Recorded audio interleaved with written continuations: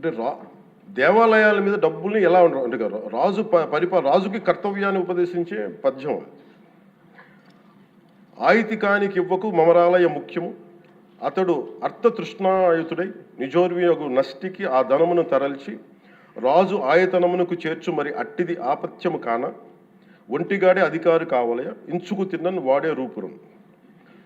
మనకు తెలిసిన మహా గొప్ప పరిపాలకులు కృష్ణదేవరాయలు రాసిన అముక్తమాల్యదలోనిది ఈ పద్యం.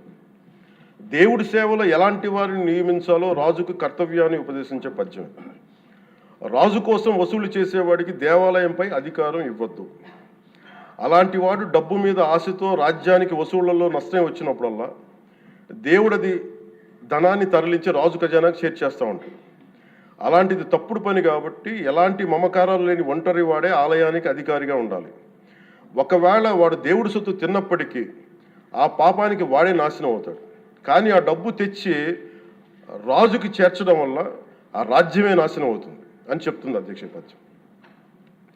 గత ప్రభుత్వ పరిపాలన కాలంలో జరిగిందంతా అచ్చంగా ఇలాగే జరిగింది. అంటే ఇది మనందరికీ కూడా చాలా లోతుగా ఆలోచించాలి. ఇది భగవంతుడికి సంబంధించిన అది. అంతమంది వెళ్ళి వాళ్ళ కర్మని అక్కడ వేస్తారు అధ్యక్ష డబ్బులుగా. ఆ కర్మని ఆ పుణ్యస్థలమే కాపాడాలి. భక్తులు తాలూకు ఆ నిత్య ఏడుకొండల వాడి నామస్మరణే కాపాడు తప్ప ప్రజలు చేసిన కర్మను ఎవరైతే భగవంతుడి సొమ్ముతోటి ఆడుకుంటారో, భగవంతుడి డబ్బును దోచేస్తారో తరాలు కూడా లేచిపోతాయి. చాలా జాగ్రత్తగా ఉండాలి.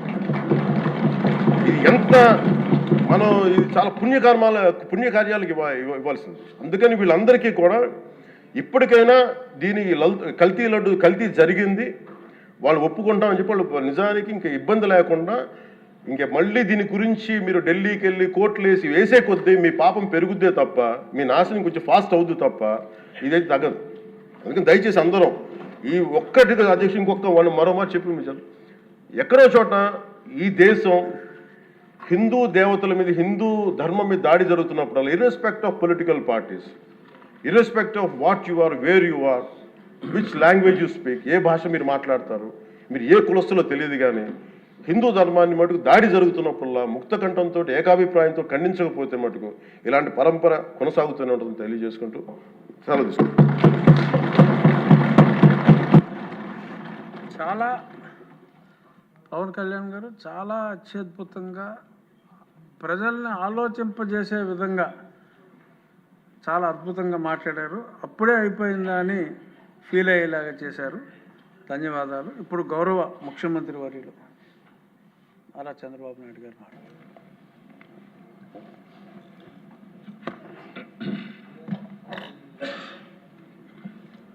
అధ్యక్ష